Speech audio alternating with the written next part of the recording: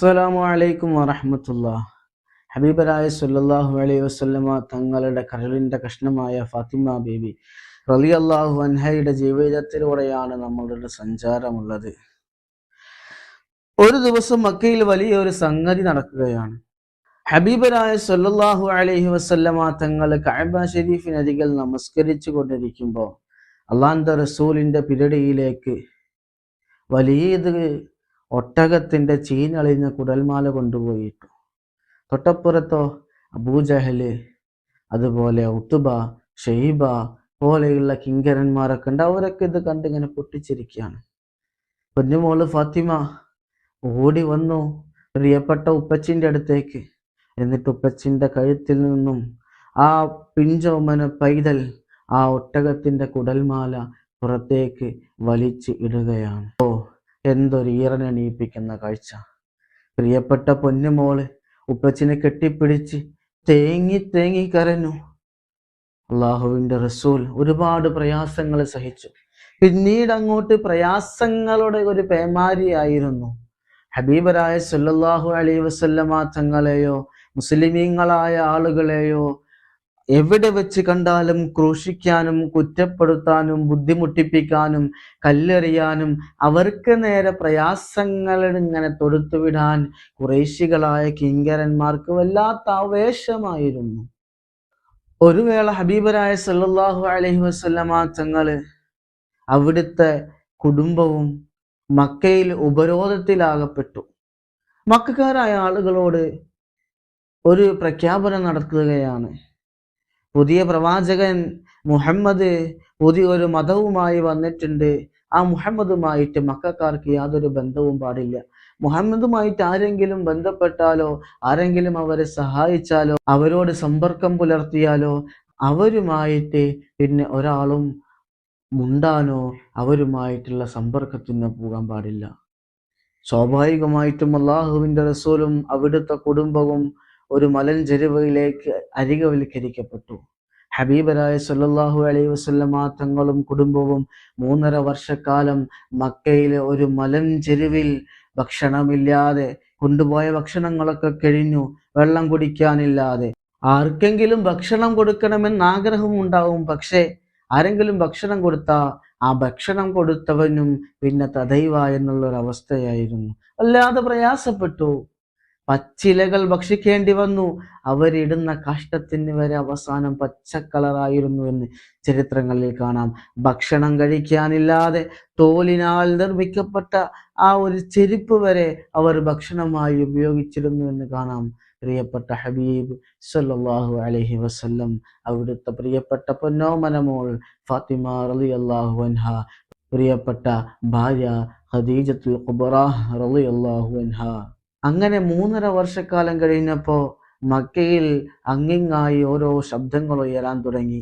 എത്ര കാലമെന്ന് കരുതിയിട്ടാ ഒരു കുടുംബത്തെ, ഒരു വ്യക്തിയെ എത്ര കാലം നിങ്ങൾ ബുദ്ധിമുട്ടിപ്പിക്കാൻ കഴിയും? എത്ര കാലം സത്യത്തെ നിങ്ങൾക്ക് മറച്ചു വെക്കാൻ കഴിയും? എത്ര കാലം അസത്യം ലോകത്ത് നടമാടിക്കൊണ്ടിരിക്കും? പ്രയാസങ്ങൾ ഇങ്ങനെ എത്ര കാലം നിങ്ങൾ തൊടുത്തുവിടും? മക്കയിലെ ഓരോ തെരുവോരങ്ങളിലും അപശബ്ദങ്ങളായി ഇവർക്ക് നേരെ ഇങ്ങനെ പൊന്താൻ തുടങ്ങിയപ്പോൾ അവസാനം അല്ലാഹുവിൻ്റെ റസൂലും അവിടുത്തെ കുടുംബവും വീടുകളിലേക്ക് തിരിച്ചു വരികയാണ്. വീടുകളിലേക്ക് തിരിച്ചു വന്നപ്പോഴോ വീടിന്റെ അവസ്ഥ പൊടി പിടിച്ച് മാറോല പിടിച്ച് അങ്ങിങ്ങായി ഓരോ ഭാഗങ്ങളിലും വീട് നഷ്ടമായി കൊണ്ടിരിക്കുന്ന സാഹചര്യം. വീണ്ടും ആ വീട്ടിലേക്ക് താമസം മാറുകയാണ്. പക്ഷെ ആ സന്തോഷം ഒരുപാട് കാലം നീണ്ടു നിന്നില്ല.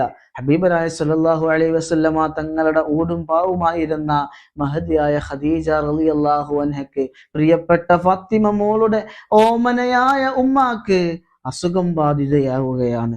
ഈ ഒരു കാരണം കൊണ്ട് അസുഖം ബാധിച്ചു. അവസാനം മരണശയ്യയിലായി മരണപ്പെടുകയാണ്.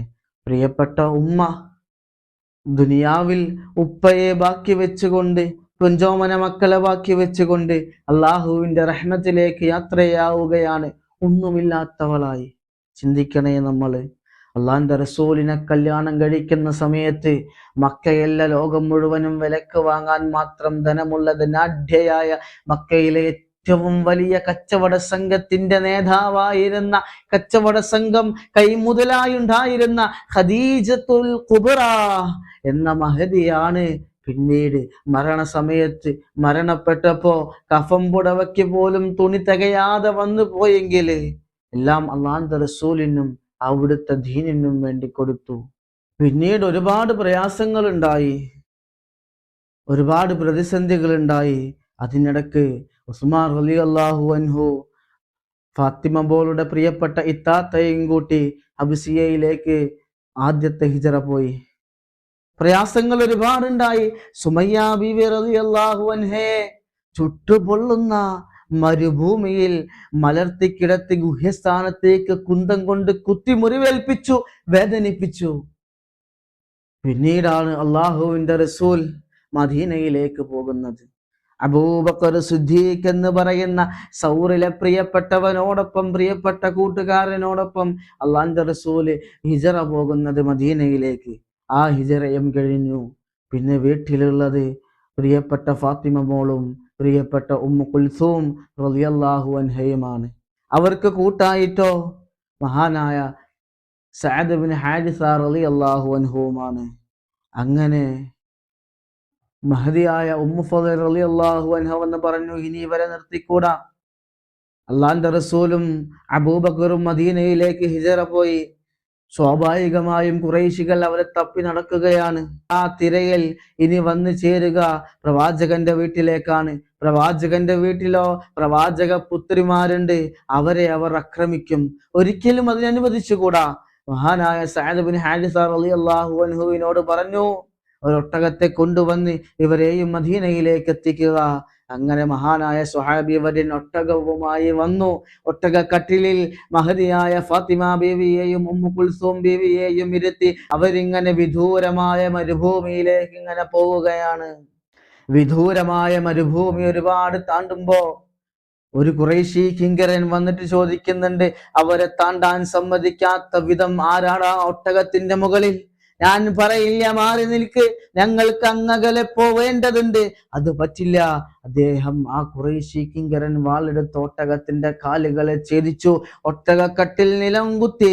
മഹദിയായ ഫാത്തിമ റളിയല്ലാഹു അൻഹയും മഹദിയായ ഉമ്മു കുൽസൂം റളിയല്ലാഹു അൻഹയും സഅദ് ഇബ്നു ഹാരിസ റളിയല്ലാഹു അൻഹുവും പിന്നെ മദീനയിലേക്ക് ഒരു ഭൂമിയിലൂടെ ദൂരങ്ങൾ വകവെക്കാതെ ഓടുകയാണ്. പ്രവാചക പുത്രിമാർ ഓടി ഓടി ഒരുപാട് പ്രയാസങ്ങൾ അനുഭവപ്പെട്ട് അവസാനം മദീനയിലേക്ക് എത്തി. പ്രിയപ്പെട്ട ഉപ്പയുടെ അരികിലേക്ക്. ഉപ്പച്ചി അവിടെ സുരക്ഷിതനാണ്. ഉപ്പച്ചയുടെ അരികിലേക്ക് എത്തി. പക്ഷെ മദീനയിൽ ഉണ്ടായിരുന്ന സംഭവമോ മറ്റൊന്നായിരുന്നു. അള്ളാഹുവിന്റെ റസൂലിനെ വരവേൽക്കാൻ മദീനക്കാരായ അൻസ്വാറുകൾ അവിടെ അവർ ദുഫ്മുട്ടി സ്വീകരിക്കുകയാണ്. എന്ന് പറഞ്ഞ് സ്വീകരിച്ച് മക്കയിൽ ഉണ്ടായിരുന്ന ബുദ്ധിമുട്ടുകൾക്കും ക്ലേശങ്ങൾക്കും എല്ലാം ഒരു മറുപടി എന്നോണം, ഒരു സ്വാന്തനം എന്നോണം മദീന പ്രവാചകനെയും പ്രവാചക പുത്രിമാരെയും അവർ മദീന സ്വീകരിച്ചു. മദീനക്കാരായ ആളുകൾ അള്ളാഹുവിന്റെ റസൂലിന് കാണിക്കകൾ വെച്ചു. അള്ളാഹുവിന്റെ റസൂൽ മദീനയിൽ സന്തോഷപൂർവ്വം ജീവിക്കുകയാണ്. പിന്നീട് അങ്ങോട്ടുള്ള ചരിത്രം എന്ന് പറയുന്നത് സന്തോഷത്തിൻ്റെതായിരുന്നു. ഇസ്ലാമിന്റെ വളർച്ച അനുദിനം വർദ്ധിച്ചു കൊണ്ടിരിക്കുന്ന കാലഘട്ടമായിരുന്നു. ഇൻഷാ അല്ലാഹ് സംഭവ ബഹുലമായ ചരിത്രമാണ്. നമുക്ക് വരും എപ്പിസോഡുകളിൽ പറയാം. റബ്ബ് തആല തൗഫീഖ് നൽകി അനുഗ്രഹിക്കട്ടെ. അസ്സലാമു അലൈക്കും വറഹ്മത്തുള്ളാഹി തആല വബറകാതുഹു.